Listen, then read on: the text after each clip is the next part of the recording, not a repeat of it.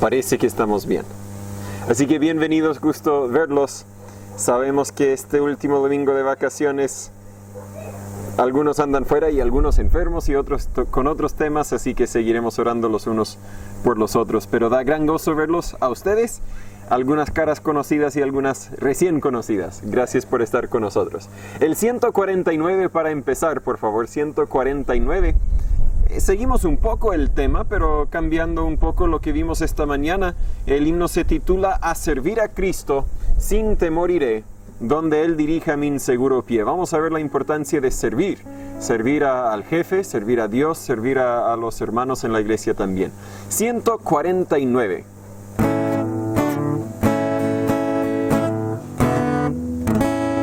A servir a Cristo sin temor iré, donde Él dirija mi inseguro pie.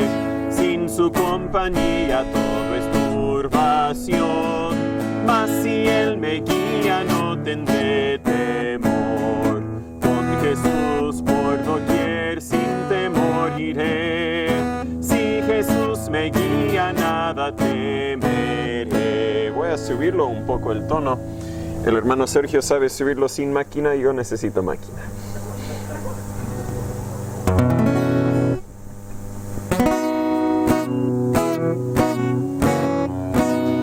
Con Jesús por guía donde quiera voy, caminando en pos de Él seguro estoy. Y aunque padre y madre me hayan de faltar, Jesucristo nunca me abandonará. Con Jesús por doquier sin temor iré. Si Jesús me guía nada temeré. Donde quiera con Jesús en tierra y mar, quiero ser su fiel testigo sin cesar. Y si por desierto mi camino va, un seguro albergue mi Jesús será. Con Jesús por doquier sin temor iré. Si Jesús me guía nada temeré. Hermano Juan Carlos, ¿puede dirigirnos en un momento de oración, por favor? Amén, Señor. En el nombre de Jesús, Señor, te damos gracias, Señor, por estar reunidos en esta tarde, Señor, con Sí, la Señor. finalidad de adorar tu nombre, Señor, de Amén. escuchar tu palabra, Señor, ustedes formados por ella, Señor, de aprender cada día más, Señor. Amén. Enséñanos a amarnos unos con otros, Señor, a ser obedientes a tu palabra y que nuestro corazón esté siempre volcado a ti, Señor, Amén. colocado delante de ti, Señor. Bendice a cada uno de los que estamos, Señor. Bendice a Manuel, mi primo, Señor. Bendice, Señor. Habla tu corazón, Señor. Y así a los que no pueden estar, Señor, de igual manera, Señor, tú le puedas bendecir, Señor. Sí, Señor. Oramos por el hermano y su familia, Señor, pero le pedimos en especial por él, Señor, tú sabes por qué, Señor, y para que él se restaure con toda su familia. En el nombre de Jesús, amén. Amén. Muchas gracias. El 127. 127, oh que amigo nos es Cristo. En todas las dificultades, las pruebas de la vida, tenemos un amigo constante, fiel. Jesús dijo en Juan 15, versículo 15, vosotros sois mis amigos, os he llamado amigos. Y podemos tener al amigo mejor de todos, Cristo. El 127.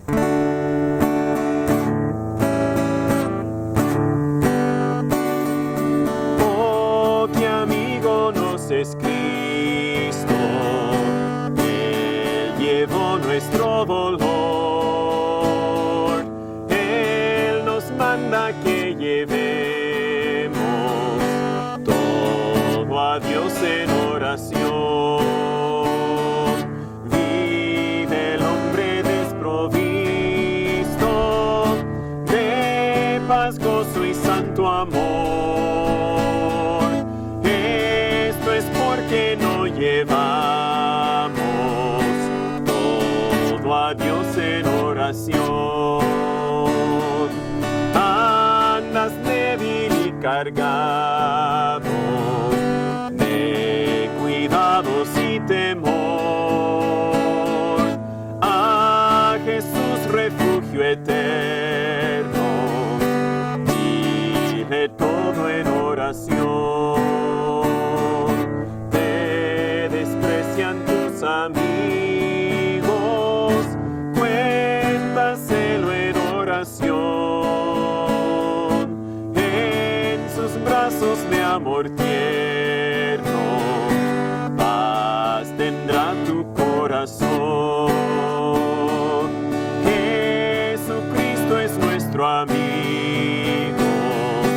de esto prueba nos mostró, pues a redimirnos vino, por nosotros se humanó. El castigo de su pueblo, en su muerte él sufrió.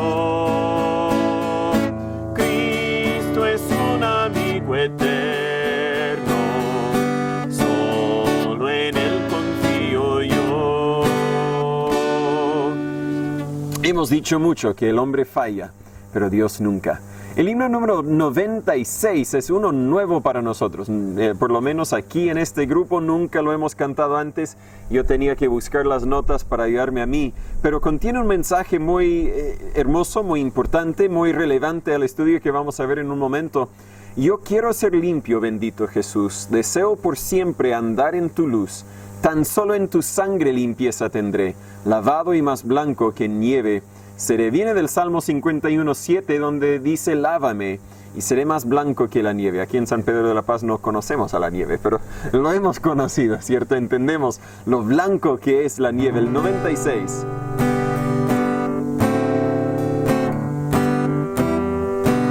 Yo quiero ser limpio, bendito Jesús, deseo por siempre andar en tu luz, tan solo en tu sangre limpieza tendré, lavado y más blanco que nieve seré, más blanco que la nieve seré, lavado en tu sangre y limpio por fe.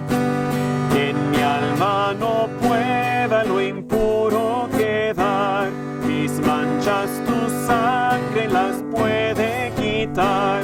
Los ídolos todos los desecharé, lavado y más blanco que nieve seré, más blanco que la nieve seré, lavado en tu sangre y limpio por fe.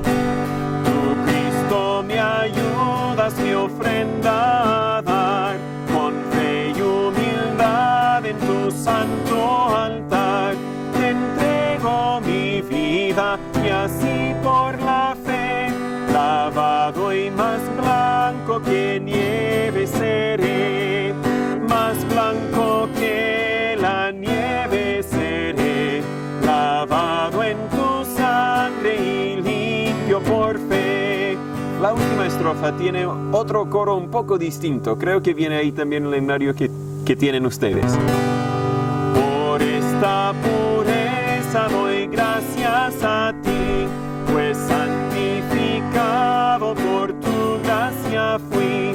Limpieza tu sangre me trajo, yo sé, lavado y más blanco que nieve quedé, más blanco que la nieve quedé, lavado en tu sangre soy limpio por fe.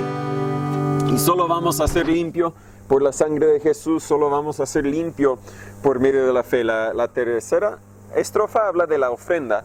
La ofrenda no nos salva, pero sí, en cierto sentido, cuando venimos a Dios en fe, venimos presentando nuestra vida como una ofrenda a Él. Y debe ser, una ofrenda que no ofrecemos solo una vez, sino cada momento de nuestras vidas.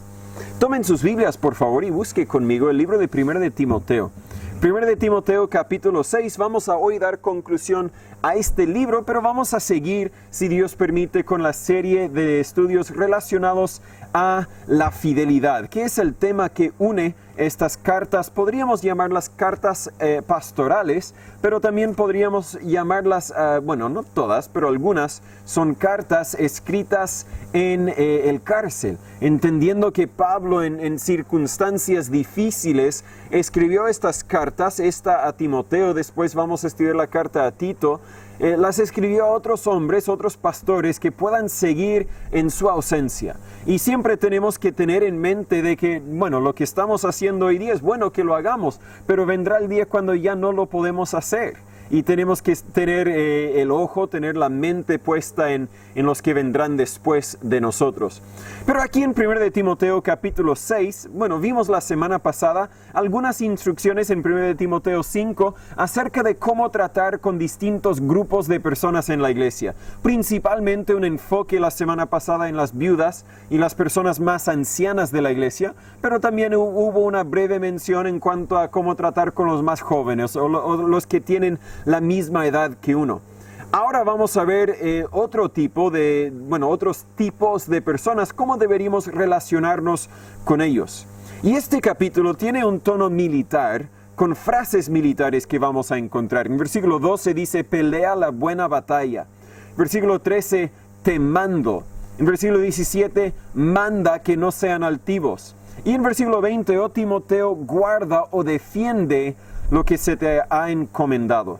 En cierto sentido, Pablo escribe como un capitán enviando órdenes a su soldado, pero esas órdenes las recibió del general, las recibió de Jesucristo mismo, del Espíritu Santo, y por eso son para nosotros también.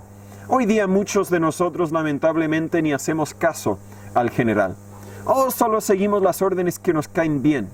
Incluso tenemos capitanes o pastores en este sentido que dan órdenes que Dios no dio. Estamos muy mal en el mundo cristiano hoy día en cierto sentido. Con razón entonces el Evangelio no ha crecido como debería.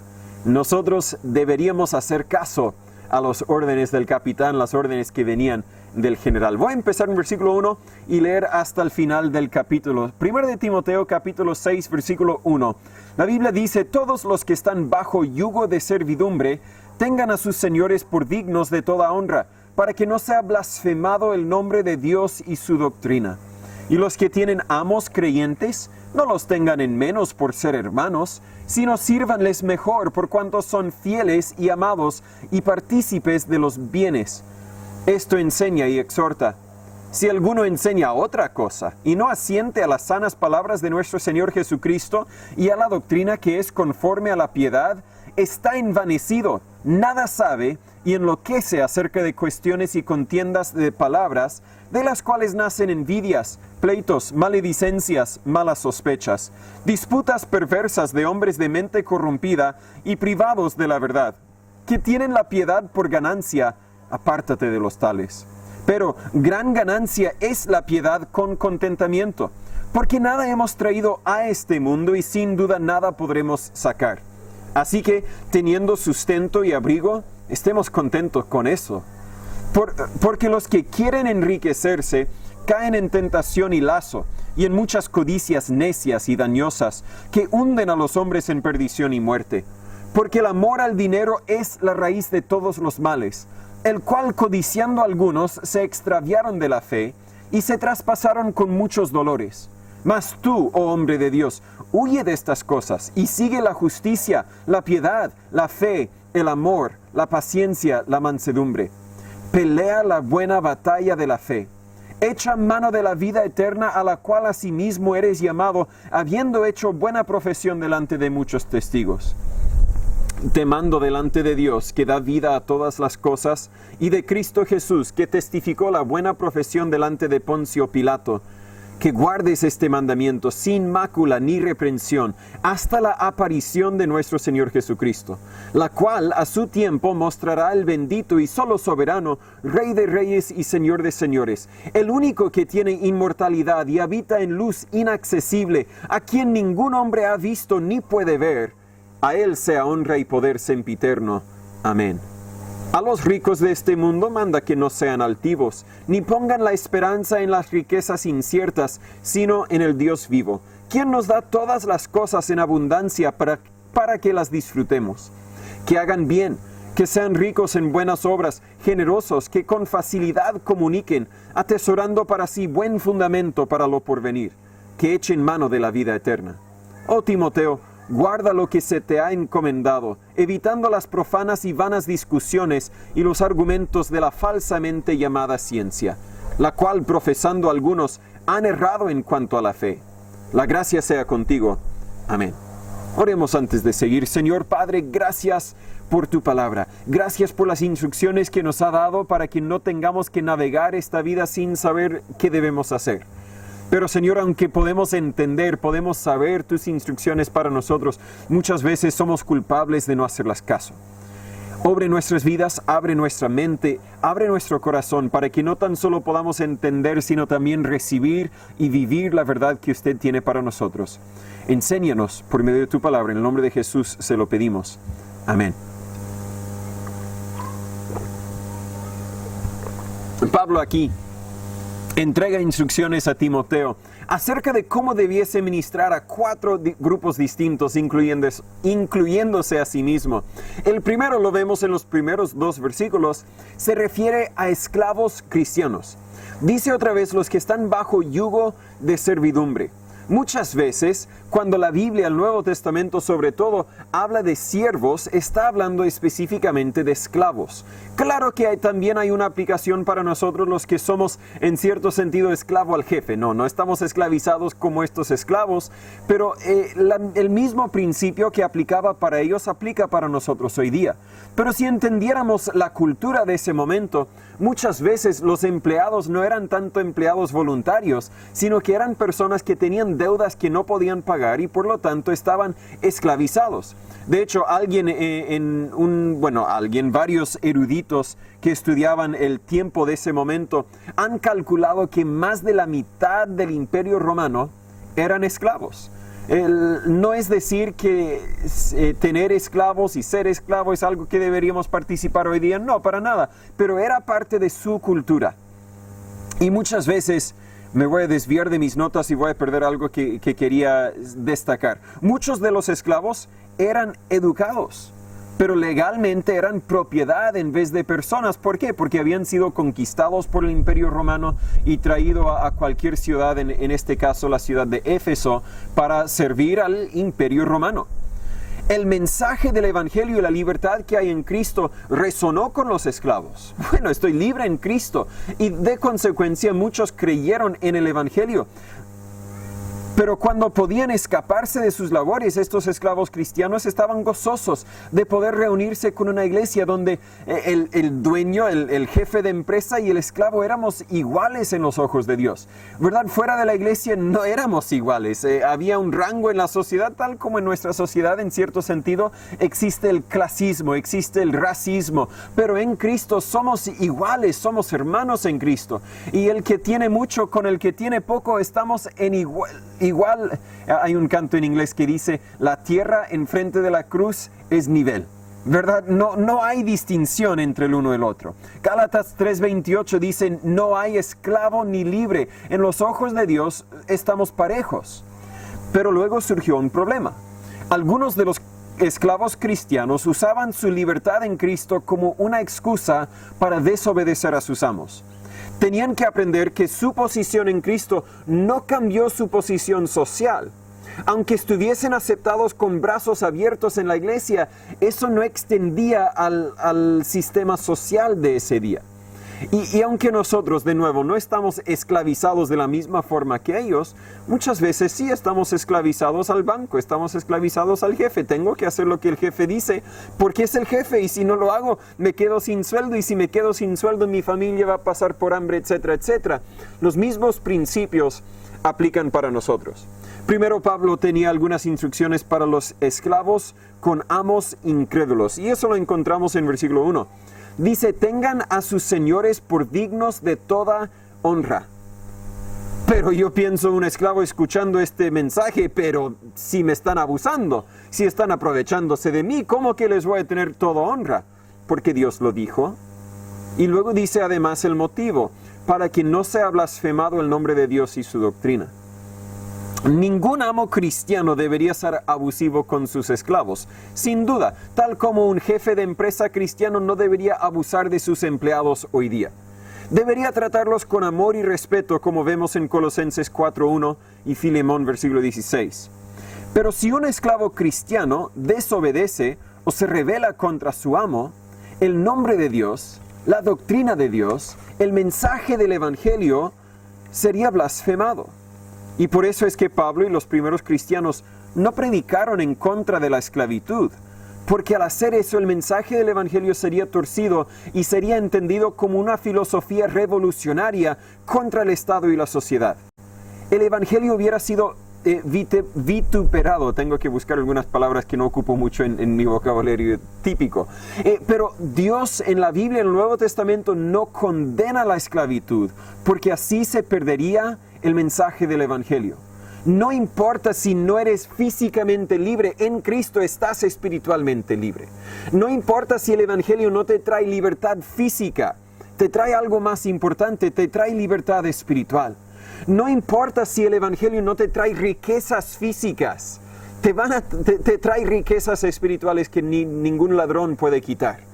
El Evangelio se enfoca en lo espiritual, claro que tiene un mensaje muy relevante para lo social, para lo físico, pero el enfoque siempre ha sido lo interior, siempre ha sido el espiritual. Así que los esclavos que tienen amos incrédulos deberían honrarlos, deberían servirlos. Y en versículo 2, luego el mismo mensaje para los que tienen amos creyentes.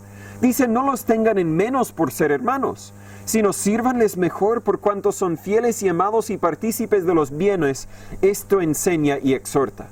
Si el hermano Juan Carlos es dueño de una empresa y yo soy su empleado, venimos a la iglesia y puede ser que en la iglesia, en cierto sentido, yo siendo su empleado estoy un poco superior a él, porque yo me pongo en el púlpito y yo enseño y él me respeta en la iglesia por ser pastor, pero salimos de la iglesia y ahora soy su empleado y ahora digo, oye, obedéceme porque soy tu pastor, pero no, ya no es así. Él es el jefe de la empresa, yo tengo que obedecerlo, yo tengo que someterme a él porque él me paga el sueldo, en este caso imaginado, ¿verdad? Él no me paga el sueldo, nadie se confunda. Pero algunos de los esclavos, y podríamos aplicar para nosotros hoy día, empleados creyentes, con amos creyentes decían, mire, si somos hermanos, ¿tú para qué me mandas? Soy tu hermano, tráteme con más respeto, por favor. No, yo no quiero hacer eso, manda a otro de los incrédulos para hacer eso, yo hago otra cosa. Y había un problema. La libertad que tenían en Cristo estaba produciendo en cierto sentido un grado de rebeldía en el lugar del trabajo. Si lleváramos el argumento más allá del negocio, podemos ver que produciría grandes problemas, por ejemplo, en hogares. Claro que el esposo y la esposa están igual, no hay hombre ni mujer en el Evangelio, pero Dios ha establecido que uno debería ser la autoridad. Y no, la esposa no puede decir, bueno, somos iguales, así que aquí mando yo hoy y mañana puedes mandar tú. No, Dios estableció ciertas cosas. También surgirán problemas en las iglesias. Bueno, todos somos iguales, así que pastor, ¿por qué estás hablando tú? Yo quiero hablar también. No, tenemos que respetar el sistema de autoridad que Dios ha establecido para el lugar del empleo, para el hogar, para la iglesia, para el gobierno, etc. Y Pablo dijo que los esclavos deben obedecer a sus amos cristianos por 3 motivos. Primero, porque son cristianos. Dice amos creyentes. Luego dice, por cuanto son fieles, otra vez significa creyentes. ¿Cómo puede un creyente aprovecharse de otro? Imposible. Si sea el amo aprovechándose del empleado o si sea el empleado aprovechándose del amo. No, tenemos que tratar dignamente el uno con el otro. Luego dice, porque son amados, por cuanto son fieles y amados. El amor no busca cómo escaparse de las responsabilidades. El amor busca cómo servir por amor. Lo vimos recién esta mañana. De hecho, la enseñanza de la mañana y la enseñanza de ahora van a tener mucho en común. Y luego dice, ambos ganan cuando uno obedece. Por eso significa, y partícipes de los bienes. Cuando nosotros nos sometemos a Dios, todos ganamos. Porque Dios nos bendice. Hay un beneficio mutuo cuando los cristianos nos servimos el uno al otro. Un diseñador gráfico dejó su empleo secular y aceptó una posición en una iglesia grande. Pero después de pocos meses se fue quejándose a uno de sus amigos diciendo: oye, si este trabajo es pesado, yo pensé que este trabajo en la iglesia sería más fácil porque estoy trabajando por una iglesia, por eso acepté una reducción en el sueldo para estar como medio jubilado. Y le preguntó el otro: ¿pero en tu otro empleo dabas 40 horas de trabajo? Sí. ¿Y ahora también? Sí, pero es que debería ser más fácil porque es la iglesia. ¿Pero cuál es la diferencia? Si trabajabas duro para un empleador secular, también trabaja duro si la iglesia va a ser tu empleador. Ahora nosotros como iglesia no vamos a emplear un diseñador gráfico a menos de que llegamos a tener 1000 miembros. Y bueno, solo Dios sabe. Pero el punto es lo mismo. Simplemente porque tu amo es creyente no significa que deberías ponerte flojo. Me acuerdo en el lugar del trabajo que yo tenía en el colegio, y creo por seguro, todos han visto lo mismo. Cuando el jefe está, trabajan duro. Y cuando el jefe no está, nos relajamos. Mira el celular. El jefe viene. No debería ser así. No importando si el jefe es creyente o no, deberíamos ser íntegros y honestos en todo lo que hacemos. Así que esas eran las instrucciones para los esclavos o los empleados hoy día, podríamos decir. Pero luego versículos 3 al 10 habla de los maestros falsos. Mucho de las cartas de Pablo hablan de los maestros falsos porque existían y tenían que ser confrontados, tenían que ser apagados en cierto sentido. Al principio de esta carta, de hecho, Pablo habló de los maestros falsos. Podríamos ir a capítulo 1, versículo 3. Refutó algunas de sus enseñanzas en capítulo 4. Los líderes espirituales tienen que estar conscientes de lo que está siendo enseñado porque una doctrina falsa puede entrar en cualquier momento. Es por eso que yo con gozo recibo a los mormones, con gozo recibo a cualquier creyente porque quiero conversar de la Biblia para enseñarles a ellos, pero también para saber qué es lo que ellos están enseñando. Y si alguno viene de otra iglesia, de otra secta, otro grupo religioso, quiero entender qué es lo que han sido enseñados. Porque, por ejemplo, tomamos un hermano Tito, que, no sé, vino de la iglesia católica, toda su vida de la iglesia católica, muy erudito, muy conocedor de la Biblia, y ahora viene, es salvo, hacemos el discipulado juntos, el primer libro blanco, y bien, él tiene ganas de enseñar. ¿Le voy a dar oportunidad de enseñar? Tal vez, depende de cómo lo conozco. Pero cuando enseña, voy a estar escuchando a ver si la doctrina de la Iglesia Católica entra en sus dichos sin saberlo. Porque siempre le ha sido enseñado esas ideas, esas doctrinas. Así que tenemos que estar conscientes de las mentiras que circulan para poder estar preparados a refutarlos. En la iglesia de mis padres, un hermano viejito y muy querido estaba a cargo de la enseñanza de la escuela dominical. Un día espero tener un tiempo de escuela dominical donde podemos dividirnos en distintos grupos para estudiar distintos temas. Pero este viejito muy querido, su enseñanza de la escuela dominical era leer de un libro que otro autor había escrito. Él pasó primero el libro palabra por palabra, lo pasó a un cuaderno para que pareciera que fueran sus notas. Pero se notaba cuando decía una palabra que ni sabía cómo pronunciar la palabra. Bueno, es que el autor del libro sabía usar la palabra, pero el hermano no. Entonces, igual, un hermano muy querido, igual pudimos aprender algo de él, pero el problema es que el autor a veces no tenía la doctrina correcta. Y el que estaba enseñando lo dijo sin pensarlo porque él simplemente estaba leyendo del libro. Entonces tenemos que estar conscientes de los errores que existen. Yo tengo muchos libros en mi biblioteca y le digo al tiro que no estoy de acuerdo con todo lo que dicen. Pero entiendo de dónde vienen los autores para tomar lo bueno y desechar lo malo. Primero, en versículos 3 al 5, vemos 3 marcas de los maestros falsos. Primero, en versículo 3, si alguno enseña otra cosa y no asiente a las palabras, las sanas palabras de nuestro Señor Jesucristo y a la doctrina que es conforme a la piedad. Note al tiro, es un maestro falso. ¿Por qué? Porque no se conforma a las palabras de Cristo y la sana doctrina. Si alguien viene, sea en el púlpito, sea en el trabajo, en la calle, en tu casa, y dice, bueno, yo sé que la Biblia dice esto, pero, cuidado, no.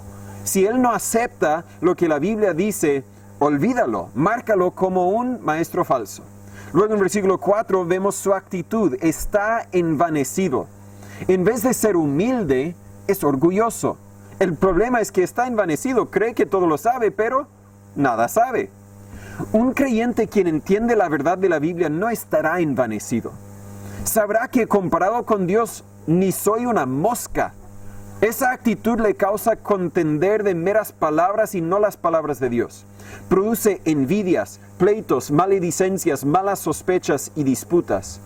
Y lo peor de todo es que la gente resulta privados, donde dice, privados de la verdad. ¿Por qué? Porque escuchan la opinión del que cree que lo sabe todo, pero no sabe nada. El que, bueno, voy a leer un versículo de la Biblia para decir que leí la Biblia, pero ahora déjeme compartir de mi sabiduría, porque no, la Biblia ¿para qué? Yo sé más. Y la gente privado de la verdad. De lo que me cuentan muchos púlpitos en iglesias aquí alrededor, sucede algo así. Y espero que nunca sea lo que suceda en este púlpito, pero si no me cuido, podría suceder.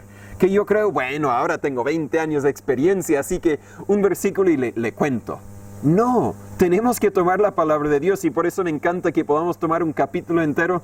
No sacamos ni la mitad de la profundidad que hay en ella, pero estamos hablando la palabra de Dios. Estos maestros falsos no pueden enseñar nada porque nada saben y su actitud demuestra que nada aprendieron en cuanto a la formación de su carácter. Pero luego también vemos el motivo para su enseñanza en versículos 5 al 10. Dice la última parte del versículo 5 que tienen la piedad por ganancia. Es decir, la piedad se refiere a la forma correcta de vivir, en las buenas obras en cierto sentido. Pero ellos usan la forma correcta de vivir, las buenas obras, para ganancia. Ellos predican para ganancia. Ellos se ponen corbata, ellos memorizan la Biblia, ellos para ganancia. Tienen los motivos equivocados.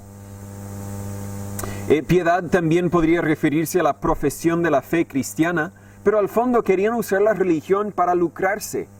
Pablo, en cambio, nunca usó su ministerio para ganarse plata. De hecho, a veces rehusó apoyo financiero de la iglesia en Corinto para que nadie le acusara de avaricia. Nunca usó su ministerio para encubrir avaricia, dice en 1 Tesalonicenses 2:5. Hoy la gente ve a un pastor y creo que muchos me ven a mí y ven a alguien que solo quiere llegar a su bolsillo. Y es por eso que no pasamos una ofrenda. Los que son de la iglesia sabemos dónde está la caja para ofrendar, pero si usted viene por un año y nunca da un peso, no hay problema, bienvenido como quiera. Yo no vengo para su plata. Una vez miembro de la iglesia, claro, tenemos una responsabilidad para cumplir con las necesidades de la iglesia. Pero creo que muchas veces toco la puerta y me ven y, la iglesia no, solo quieren mi plata. No, yo no tengo plata para regalar, así que mejor váyase. No, para eso no estamos, pero ese es el testimonio que ha recibido el Evangelio debido a otros maestros falsos que tienen motivos equivocados. Como advertencia a Timoteo y también a nosotros de los peligros de la avaricia, Pablo destacó 4 verdades. Primero, en versículo 6, el dinero no trae contentamiento. Gran ganancia es la plata con contentamiento. No, es la piedad con contentamiento. No necesitas plata para decir que soy rico.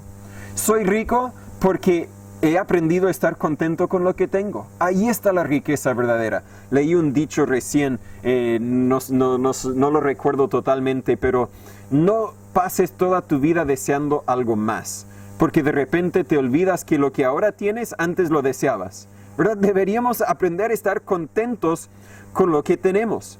Pablo dijo, he aprendido a contentarme cualquiera que sea mi situación en Filipenses 4:11. Si tengo casa grande o si no tengo casa y duermo en mi auto, en una carpa, estoy contento con lo que tengo. Ahí está la ganancia. El contentamiento viene de la piedad en el corazón y no del dinero en el banco.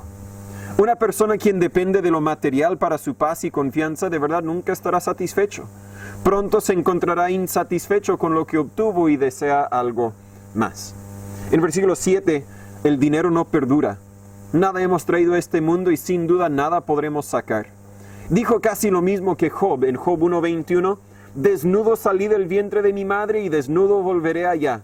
Jehová dio y Jehová quitó, sea el nombre de Jehová bendito. No importa lo que tengo o no tengo, voy a bendecir el nombre de Dios. Y la verdad es que cuando nosotros partimos de esta vida, y tarde o temprano vamos a partir de esta vida, no podemos llevar las cosas ni el dinero que hayamos juntado con nosotros. Serán para nuestros familiares tal vez, o para el gobierno, o tal vez alguien puede regalarlo a una organización, tal vez como una iglesia para ayudar antes de que vaya, pero el dinero no perdura. Vemos en versículo 8 que realmente necesitamos muy poco, así que teniendo sustento y abrigo, estemos contentos con esto.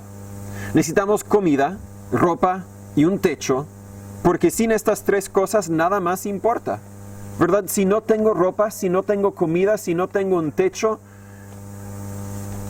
¿qué importa si tengo un auto? ¿Qué importa si tengo salud? ¿Qué importa si tengo muchas cosas, mucha plata en el banco?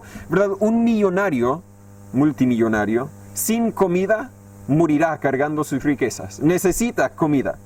Un campesino humilde vio a su vecino llegar con camiones cargadas de cosas. El vecino edificó una casa enorme y mientras que están sacando las cosas de los camiones, el campesino humilde viene y le habla a su vecino nuevo y le dice: vecino, si en algún momento te hace falta una cosa, avísame y yo te contaré por qué es que no necesitas esa cosa. Un buen dicho, ¿verdad? ¿Me hace falta algo? Bueno, en realidad no lo necesitabas. Puedes vivir sin eso porque hay gente que vive mucho más humilde que nosotros. Un filósofo en los años 1800 dijo: la riqueza del hombre se define por la cantidad de cosas que no necesita.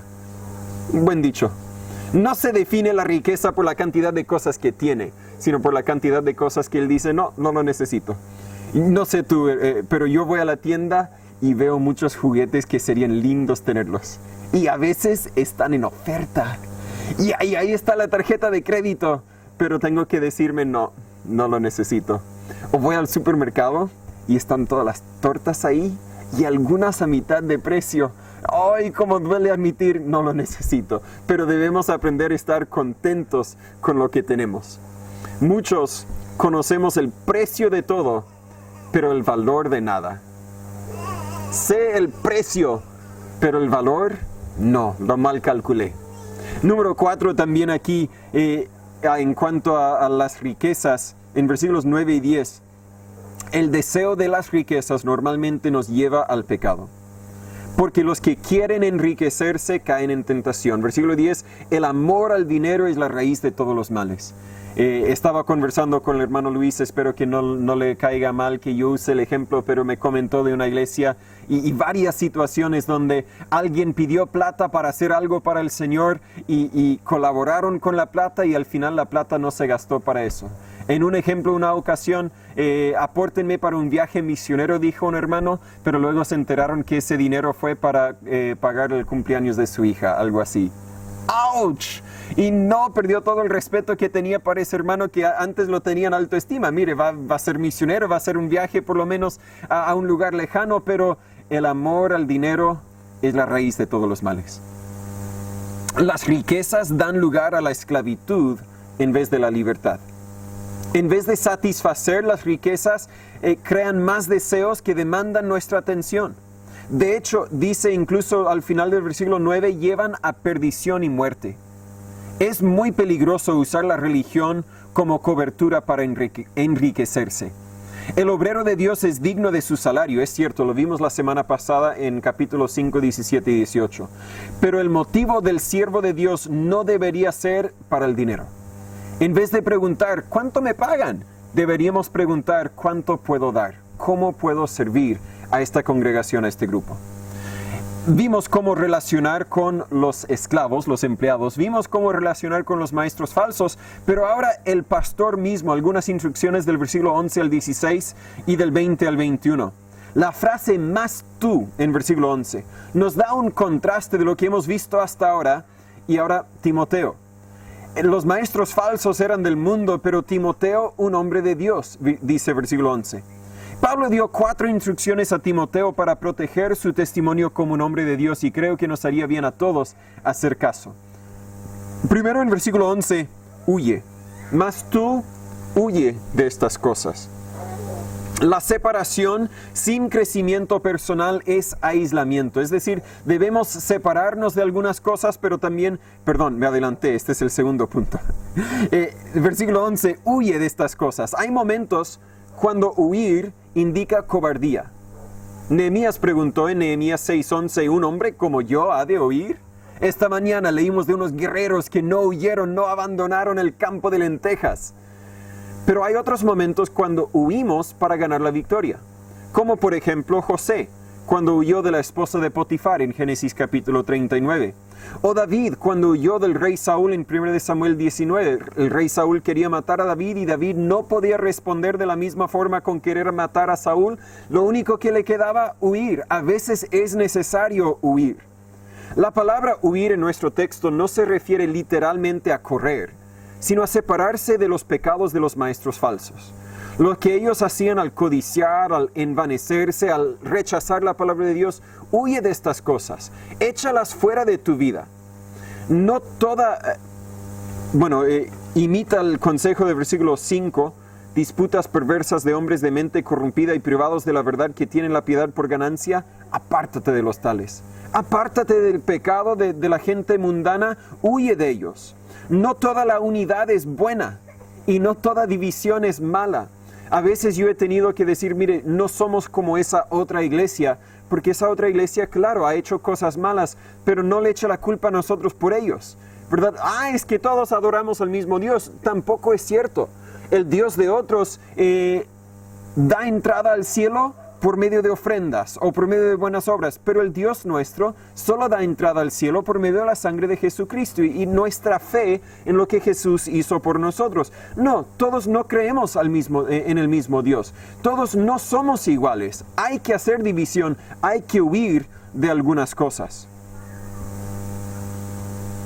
Hay momentos cuando el siervo de Dios tiene que oponerse a la doctrina falsa y el pecado y separarse de los tales, pero debe asegurarse de que se está separando a base de convicción bíblica y no simplemente sentimientos personales o carnales. Hay otros misioneros que su carácter no concuerda con mi carácter y quiero alejarme un poco de ellos, pero su doctrina está bien. Simplemente porque no me caen bien no es motivo bíblico para separarme. Lo mismo es cierto para una iglesia.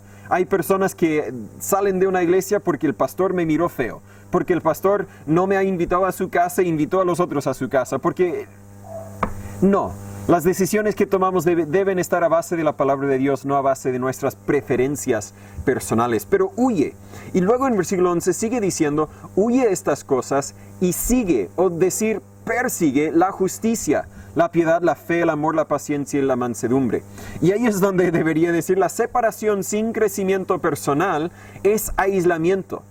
Si no cultivamos estas cualidades divinas en nuestras vidas, seremos conocidos solo por lo que oponemos en vez de lo que somos. ¿Verdad? No, bueno, yo no hago esto, yo no hago lo otro, yo no hago esto. ¿Y qué haces?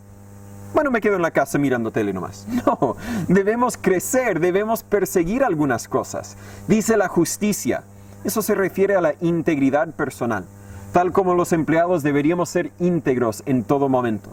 La piedad, lo mencionamos antes, las acciones correctas. La justicia relata el carácter, la piedad relata la conducta. Si tengo carácter correcto, voy a tener la conducta correcta. Luego dice la fe, habla de la fidelidad. Uno debería ser confiable y agradezco a los que veo aquí, porque últimamente han sido fieles. Sé que van a venir y si no vienen me van a avisar. Así que cuando pasamos la hora, en la mañana pasamos la hora y no han llegado, no, por seguro van a llegar, porque han sido confiables en ese sentido. El amor. Aquí es el amor agape, el amor que se sacrifica para el bien de otros. Busca dar en vez de ganar. Eso deberíamos desarrollar en nuestras vidas. Paciencia. Se refiere a la persistencia, como vimos esta mañana. No es complacencia. Bueno, voy a tener paciencia, voy a esperar que esto se tranquilice. No es complacencia, no. Sino es coraje que persiste en las dificultades. Voy a hacer lo correcto aun si nadie más lo hace. Y luego la mansedumbre. Eso es poder bajo control. Persistencia sin mansedumbre le hará un tirano. ¿Verdad? Si yo como padre, si yo como pastor voy a ser persistente, voy a ser duro porque es lo correcto, pero no tengo mansedumbre, soy un tirano, soy un dictador. Pero tal vez sería más apropiado aquí traducir en vez de mansedumbre, gentileza. Debo tener la conducta correcta. Hoy, hermanos, tenemos que ser fieles en esto y en lo otro, pero con la forma correcta de decirlo. Huye, persigue, pero también pelea en versículos 12 al 16. Pelea la buena batalla de la fe. El tenso del verbo, de hecho, indica sigue peleando. De hecho, la palabra para pelea es agonizomai. No soy griego. Pero es la palabra de la cual sacamos agonía. Sigue luchando a pesar de las dificultades. Se usa para atletas y soldados y describe a una persona a quien le da el 100% para ganar el premio, para ganar la batalla. Acercándose al final de su vida, Pablo dijo en 2 de Timoteo 4:7, he peleado la buena batalla. Y Timoteo, mi anhelo para ti, pelea la buena batalla. Pero esta pelea no es entre dos creyentes, sino es entre un hijo de Dios y el enemigo en su alrededor. O es entre un hijo de Dios y el enemigo a su interior también. Pelea para defender la fe, que se refiere a la verdad que nos ha sido encomendado en versículo 20. Guarda lo que se te ha encomendado. Pelea para defender la fe, la buena batalla de la fe. Parecido a Nehemías en su día, los cristianos de hoy día deberíamos tener el martillo en una mano y la espada en otra. Porque claro, tenemos que trabajar y proveer para la familia, pero tenemos que defender la fe. Hay cristianos e incluso iglesias quienes pasan tanto tiempo peleando que nunca se dedican a edificar la iglesia.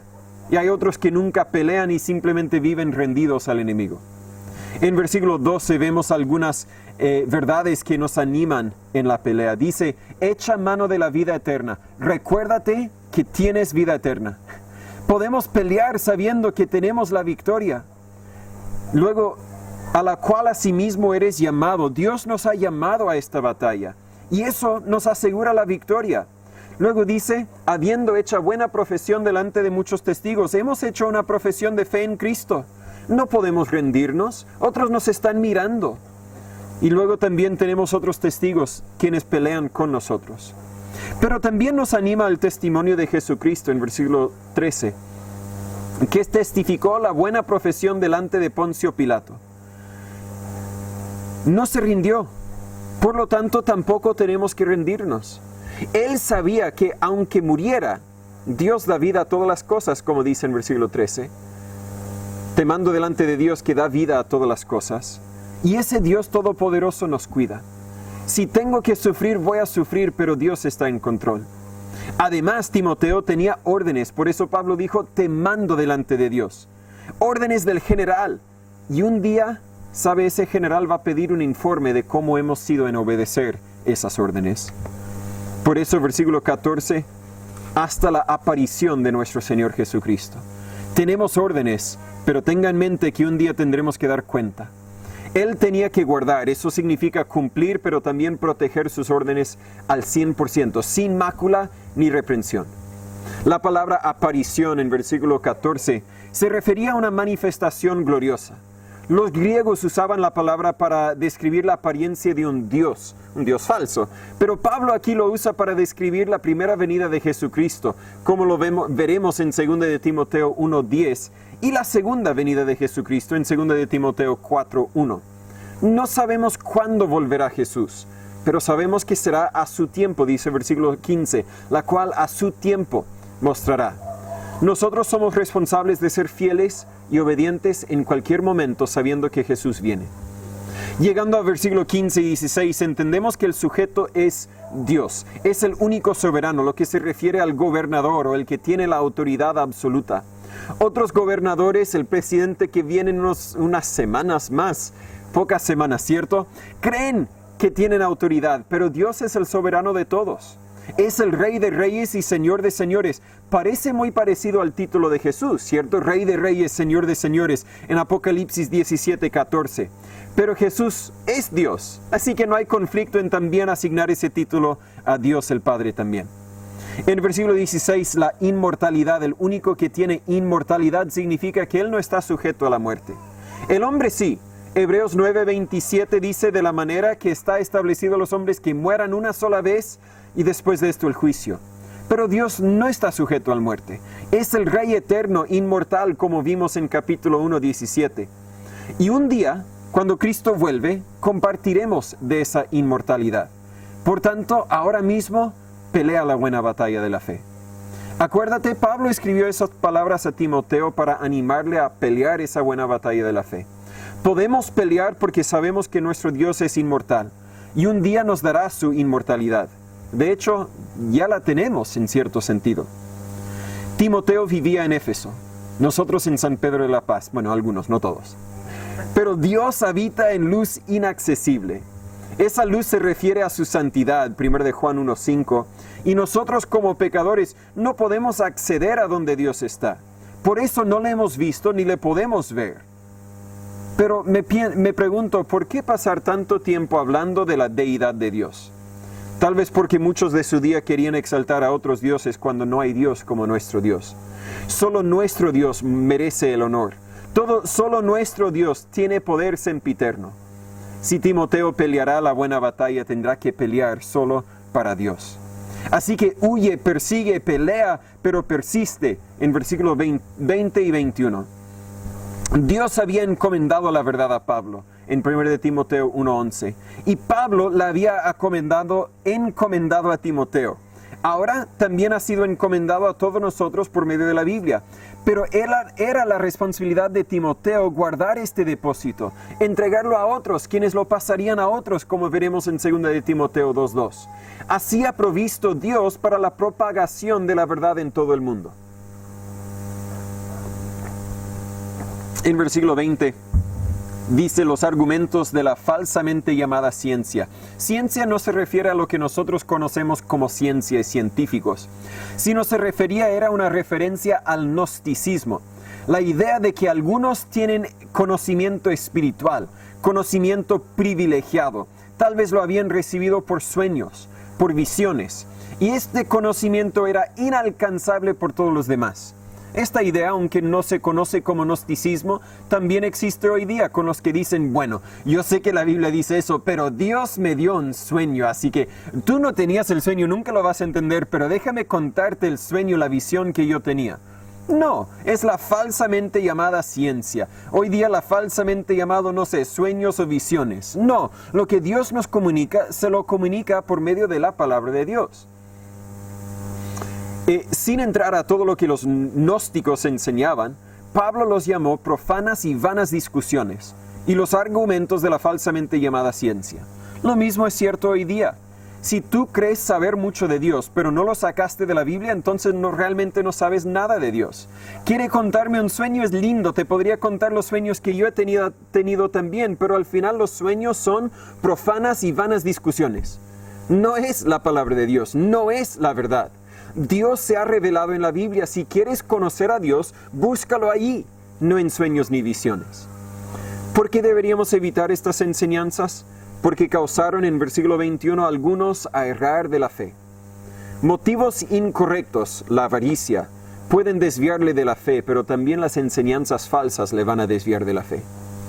Por último, en versículos 17 al 19, lo saltamos por un breve momento, vemos cómo relatar con los ricos. Pablo ya había escrito acerca del peligro del amor al dinero, pero ahora entrega órdenes especiales para los ricos. Y antes de que pienses que estas instrucciones no son para ti, acuérdate que nosotros tenemos muchos más bienes que los cristianos del tiempo de Timoteo, y espiritualmente también somos muy ricos en Cristo. Primero, versículo 17, dice que deberían ser humildes, que no sean altivos. Si las riquezas te enorgullecen, entonces no entiendes quién eres ni cómo conseguiste esas riquezas. No eres rico porque tú. Y si eres rico porque Dios.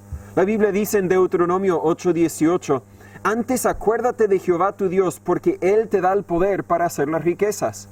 Si tienes riquezas, si tienes casas, si tienes autos, si tienes ropa bonita, es porque Dios, no porque tú ni yo. Las riquezas deberían humillarnos al causarnos a reconocer que esto nos fue prestado por Dios. Sería parecido a que si alguien me prestara su auto de lujo para que se lo cuide durante su giro internacional, ¿verdad? Supongamos que yo conozco al dueño del Copec, no sé.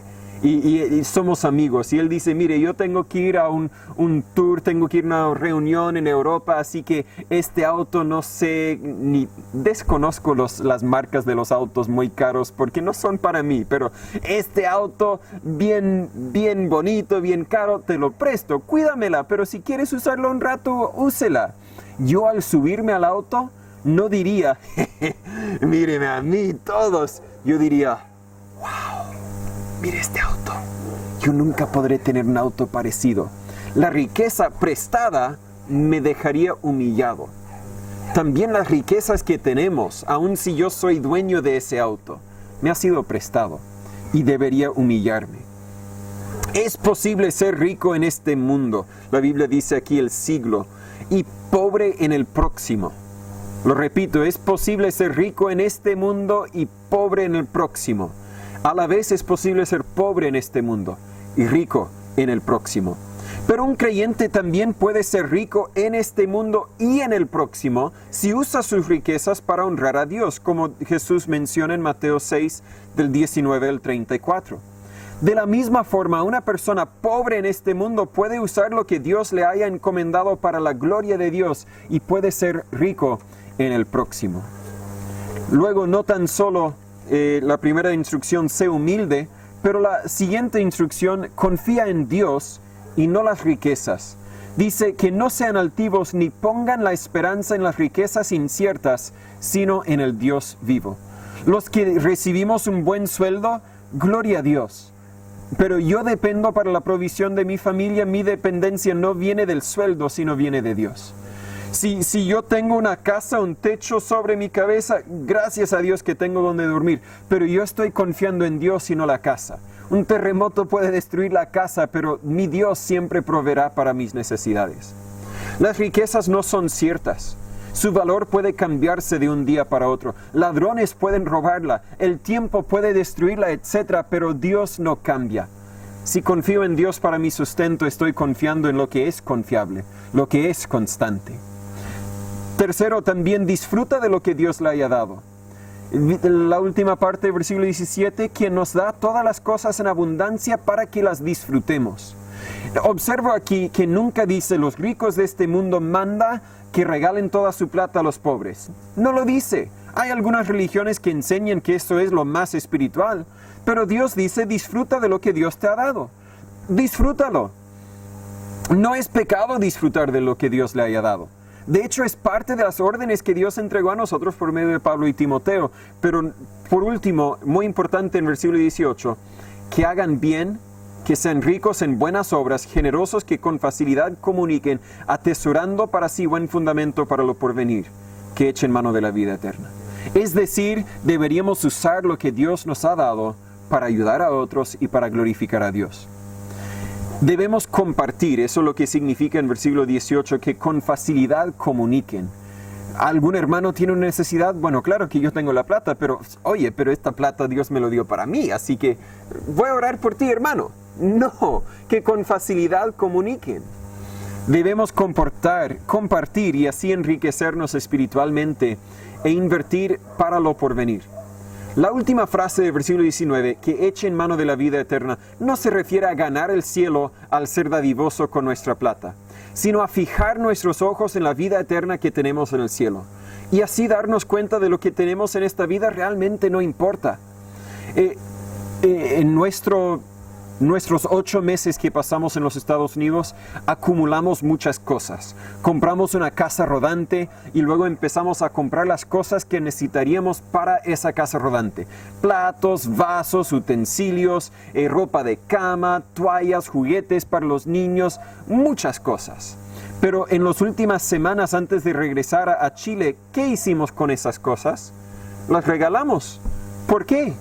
Porque para nosotros ya no nos servirían, no podríamos llevarlas con nosotros a Chile y en 5 años más cuando volvemos lo más probable es que los ¿cómo se dice? Los animalitos los habrán comido, los insectos, ¿quién sabe? Así que más vale regalarlo porque no lo puedo llevar conmigo y voy a otro lugar. Lo mismo es cierto para nosotros como hijos de Dios. Pongamos la vista arriba. Un día, tal vez muy pronto, voy al cielo. y lo que tengo aquí de nada me va a servir, no lo puedo llevar conmigo. Si lo dejo, en vez de regalarlo, va a ser destruido, va a ser perdido. Así que más vale ser bueno con otros, compartir, como dice otra vez el versículo 18, que con facilidad comuniquen. Sean generosos, otra vez dice. Y así deberíamos hacer con lo que Dios nos ha dado. Estas instrucciones no tan solo eran para Timoteo, sino que también son para nosotros hoy día. Tal vez no somos esclavos literales, pero muchos tenemos empleos seculares que nos esclavizan un poco. Debemos siempre serles honestos, íntegros, rectos. Todos vamos a enfrentarnos con maestros falsos. Si tienes un celular, si tienes una cuenta en Facebook o WhatsApp, los has visto, porque hay maestros falsos que van a aparecer ahí. Para identificar a un maestro falso, muchas veces simplemente tienes que hacer caso a lo que hacen, aunque sus palabras seguramente también van a revelar su doctrina falsa. Pero muchas veces la primera luz de precaución será su amor al dinero. El dinero, el dinero y el dinero. Como soldados de Jesús tenemos que separarnos de algunas cosas. Tenemos que perseguir a otras cosas. Tenemos que pelear y aún en los momentos difíciles tenemos que persistir. Y como personas bendecidas por los bienes de Dios, tenemos que guardarnos humildes, confiar en Dios, disfrutar de lo que Dios nos haya dado, pero también buscar cómo usarlo para la honra y la gloria de Dios. No tan solo nuestros bienes, tal vez nuestros talentos, habilidades físicas, tal vez la salud, la fuerza que tenemos. Espero que muy pronto habrá una oportunidad de cooperar, de echar mano juntos y a ver todos que podemos hacer un poco. Tal vez algunos pueden poner el ladrillo, otros tal vez no tienen la fuerza para poner el ladrillo, pero pueden llevar herramientas, pueden llevar cosas, pueden ayudar a preparar un almuerzo, pero todos podemos cooperar, trabajar juntos. Y no tan solo en edificar el templo. Siempre hay momentos, siempre hay oportunidades para ayudar a otros de lo que Dios nos ha dado, nos ha bendecido a nosotros. Que ese sea el lema de nuestras vidas, que seamos fieles. Dios, ayúdanos, perdónanos para nuestras fallas, para los momentos cuando somos más egoístas que humildes, cuando somos más avaricias que generosos. Dios, ayúdanos a seguir el ejemplo que usted mismo nos ha dejado. Y ayúdanos a compartir el mensaje del Evangelio, no tan solo con nuestras palabras, sino también con nuestros hechos. Haz tú, Señor, la obra que solo tú puedes hacer, de edificar esta iglesia. No me refiero al edificio, sino al grupo de creyentes. Tú sabes las dificultades que impidieron que varios regresaran esta tarde. Pedimos, Señor, que nos traiga con bien la semana que viene, incluso durante la semana, que podamos leer, conocer un poco más de ti, compartirte con otros. Pero, Señor, tráiganos con bien, ayúdanos a crecer en nuestro conocimiento, nuestra obediencia a ti, para que podamos ser y hacer todo lo que usted quiere que hagamos. En el nombre de Jesús se lo pedimos. Amén. Antes de despedirnos, como es nuestra costumbre, terminemos por favor con un último himno, el 72. Baja el sol y llega el frío, así que ya sabemos, hay que venir preparados para abrigarnos. 72. Haz lo que quieras de mí, Señor. Tú el alfarero, yo el barro soy. ¿Qué hace el barro? Nada. Se queda ahí mientras que Dios obre.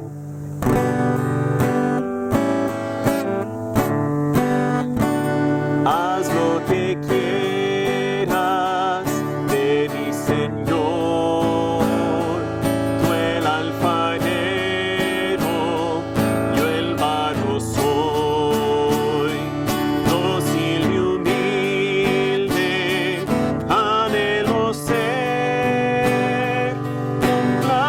Siempre